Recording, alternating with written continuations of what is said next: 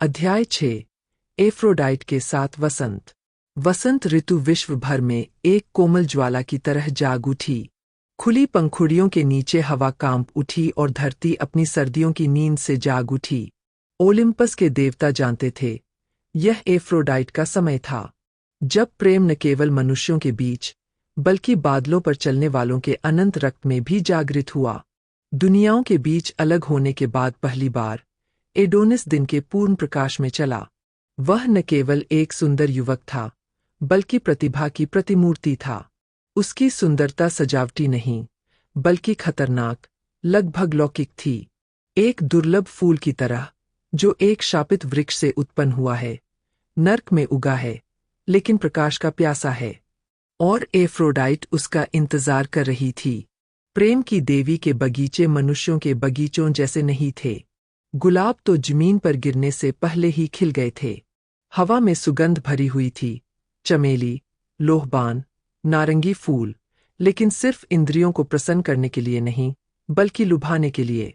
प्रत्येक सुगंध आनंद की कहानी तो कहती थी, लेकिन साथ ही खतरे की भी कहानी कहती थी। एफ्रोडाइट इन बगीचों के बीच में खड़ी थी, एक पारदर्शी लबादा लपेटे हुए। उसके बाल समुद्र की लहरों की तरह लंबे थे।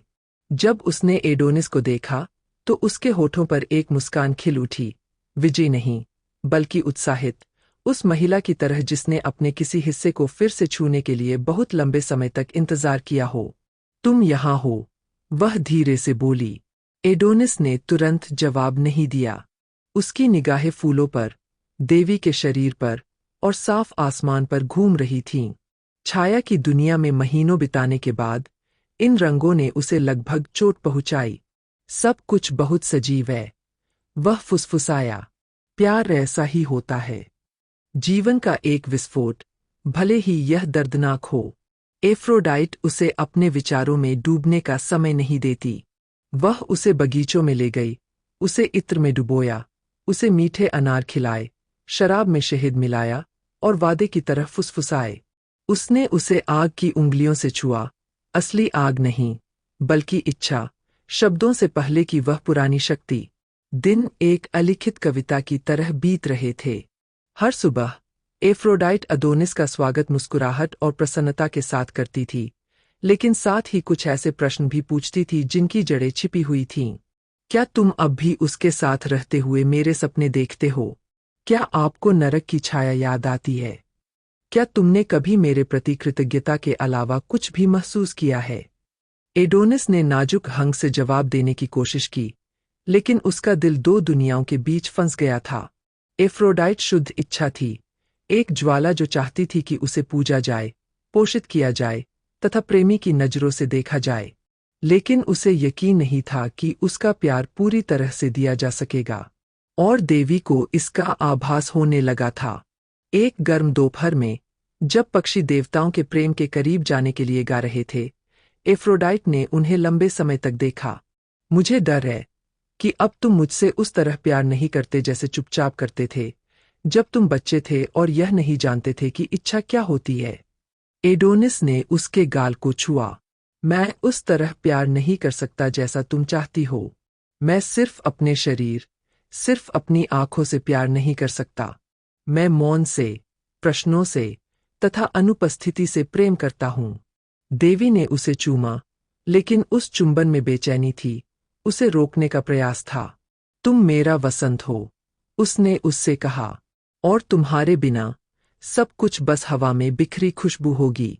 इसके बाद के दिनों में अदोनिस ने देवी के प्रेम की तीव्रता को और अधिक दृढ़ता से महसूस किया। वह अब कोमल नहीं रही, बल्कि जुनूनी हो गई। यह अब तरल नहीं, बल्कि भारी हो गया था। एफ्रोडाइट अब कुछ मांग नहीं रही थी, वह मांग कर रही थी। वह उसका शरीर, उसके विचार, यहाँ तक कि उसके सपने भी चाहती थी। यदि अदोनिस चुप रहता तो वह उससे पूछती कि क्यों। यदि वह बहुत देर तक आकाश की ओर देखता तो वह उससे पूछती कि उसने क्या देखा। यदि वह कोई शब्द बोलती तो वह उसका विश्लेषण करता। एक रात, तारों भरे आकाश के नीचे, उसने उससे कहा, कभी कभी तुम्हारा प्यार मुझे जला देता है, जुनून से नहीं, बल्कि डर से। तो फिर आप समझ नहीं रहे हैं, उसने जवाब दिया, क्योंकि सच्चा प्यार या तो सब कुछ चाहता है या फिर कुछ भी नहीं। एक दिन अदोनिस बाग से गायब हो गया। वह साधारण कपड़े पहने, शिकार की छड़ी और घायल हृदय के साथ लोगों के बीच खो गया। मनुष्यों के बीच वह स्वयं को स्वतंत्र महसूस करता था। किसी ने भी उसे नहीं सराहा, किसी ने उसे चुनने को नहीं कहा, किसी ने भी उसकी आत्मा को अपने अधिकार में लेने की कोशिश नहीं की। जब वह वापस लौटा तो एफ्रोडाइट उसका इंतजार कर रही थी। वह नाराज नहीं थी, उसे कोई चोट नहीं लगी। वह पहले से कहीं अधिक सुंदर थी और इसी कारण से वह पहले से अधिक खतरनाक भी थी। तुमने मुझे छोड़ने का फैसला किया, उसने कहा। उन्होंने जवाब दिया, मैंने सांस लेने का विकल्प चुना। क्या होगा अगर मैं तुम्हें जाने न दूं? तब तुम्हारा प्यार प्यार नहीं रह जाएगा, यह जेल होगी। और इस प्रकार एफ्रोडाइट को वह बात समझ में आ गई जो वह नहीं देखना चाहती थी, कि प्रेम के बदले में कुछ नहीं मांगा जाता। वह इच्छा प्रेम नहीं है, और वह सौंदर्य, चाहे कितना भी महान क्यों न हो, किसी मनुष्य या देवता के हृदय को रुकने के लिए मजबूर नहीं कर सकता। लेकिन यह हार भी नहीं मानता। मैं तुम्हें बताना चाहती हूँ, उसने उसे परसेफोन के लिए पतझर में छोड़ने से पहले कहा, कि यहाँ इन बगीचों में तुम्हें एक नश्वर की तरह नहीं, बल्कि एक सपने की तरह प्यार किया गया था। और स्वप्न चाहे कितना भी तीव्र क्यों न हो, भोर में जीवित नहीं रह सकता। वसंत समाप्त होता है, फूल गिर गए, गंध गायब हो गई। एडोनिस ने एफ्रोडाइट के बागों को न केवल यादों से भरा, बल्कि मीठे घावों से भी भरा हुआ छोड़ दिया।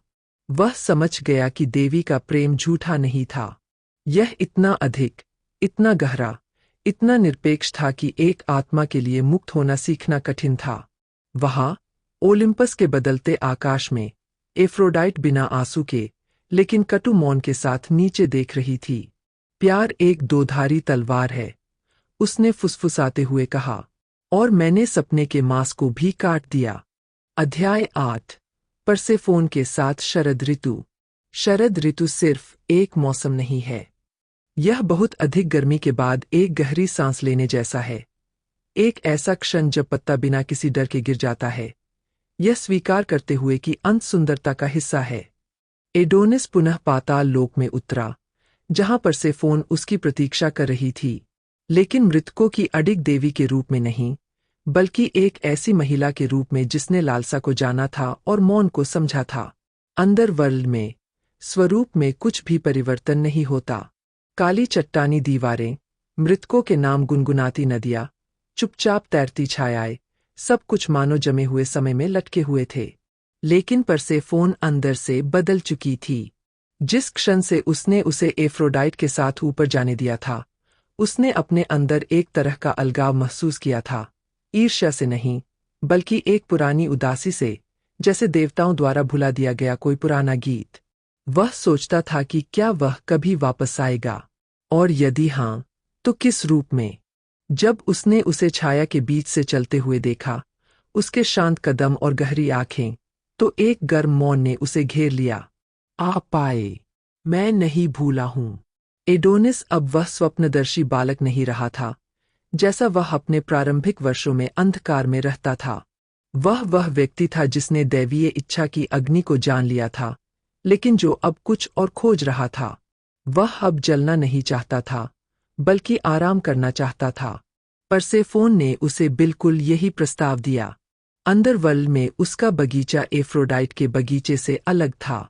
आग की लपटें और मीठी सुगंधें नहीं, बल्कि मुलायम काई, चरती आइवी, कोमल प्रकाश के दीपक। एक पत्थर के कोने पर एक दुर्लभ पौधा खिल रहा था, एस्फोडेल, मौन का फूल। दुनिया से भुलाए गए इस कोने में प्रेम एक विस्फोट नहीं, बल्कि एक सांस था। दिन धीरे धीरे बह रहे थे, एक नदी की तरह जिसे कहीं पहुंचने की कोई जल्दी नहीं है। परसेफोन उससे एफ्रोडाइट के बारे में नहीं पूछ रही थी। वह जानता था कि वहां जो कुछ हुआ था उसका एक उद्देश्य था। इसके बजाय उसने उसकी बात सुनी। एडोनिस ने लोगों की बात की, ऊपर के क्षणभंगुर जीवन की, नश्वर शरद ऋतु की सुंदरता की, जो मरने से पहले सोने और बैंगनी रंग में चमकती है। हमें शरद ऋतु क्यों पसंद है? उसने एक दिन उससे पूछा था। क्योंकि इसमें कोई वादा नहीं है, उसने जवाब दिया। बस इसे स्वीकार करो। और यही बात हमें उससे प्यार करने पर मजबूर करती है। एक तारों रहित रात में, जब चट्टानों के पीछे लेटे नदी कलकल कर बह रही थी, एडोनिस ने परसेफोन को देखा। वह सूखे पत्तों के बिस्तर पर लेटी थी। उसके बाल ठंडे संगमरमर पर छाया की तरह बिखरे हुए थे। तुम उससे अलग हो, उसने उससे कहा। तुम मेरे बारे में नहीं पूछ रहे हो। तुम मुझे मिले। मैं तुम्हें आग में नहीं देखना चाहता।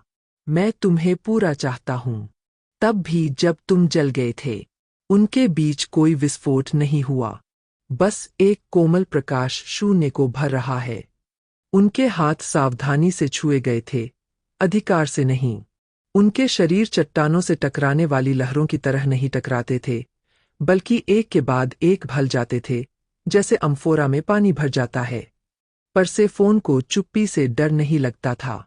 उसे एडोनिस के हर विचार को जानने की जरूरत नहीं थी। वह उससे इसलिए प्यार करती थी क्योंकि वह अस्तित्व में था, इसलिए नहीं कि उसने उसे चुना था। एक शाम उसने उससे कहा, प्यार कोई ट्रॉफी नहीं है, कोई प्रतियोगिता नहीं। यह एक घर है। और घर समय के साथ बनता है, सिर्फ प्रकाश से नहीं, बल्कि छायाओं से भी। एडोनिस ने अपनी आंखें बंद कीं और अपने पूरे अस्तित्व के साथ उस सत्य को महसूस किया। वह अब अंधकार में पला बढ़ा बच्चा नहीं था, नहीं किसी दैवी इच्छा का कैदी था। वह एक ऐसा व्यक्ति था, या उससे भी अधिक, जो उस हृदय की लय से प्रेम करना सीख रहा था जो कुछ नहीं मांगता था। एक दिन परसेफोन उसे एक भूले हुए द्वार के पास ले गई, जिसके आगे छायाएं हमेशा के लिए गायब हो गईं। यह मौन का द्वार है, उसने उससे कहा। यहां से कोई देवता नहीं गुजरता, केवल नश्वर। लेकिन आप दो दुनियाओं के बीच में है।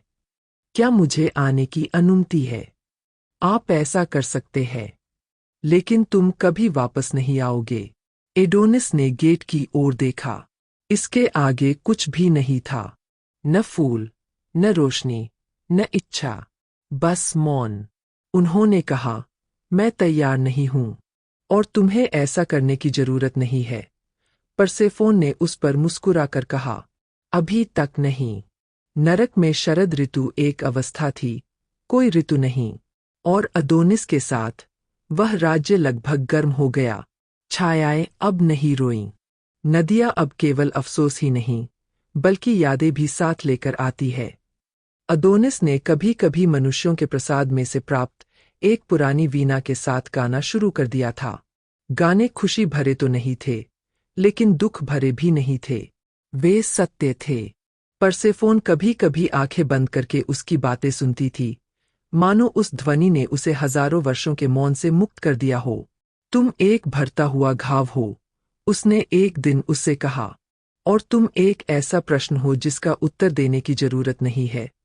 वह मुस्कुराई। जब फिर वियोग का क्षण आता है, तो वर्षा नहीं होती, आकाश नहीं कांपता, सब कुछ शांत था। एक पत्ते की तरह जो बिना दर्द के आसानी से गिर जाता है। परसेफोन उनके साथ दुनिया के छोर तक गई। मैंने उससे कुछ नहीं मांगा। उसने उससे यह नहीं पूछा था कि वह वापस आएगा या नहीं।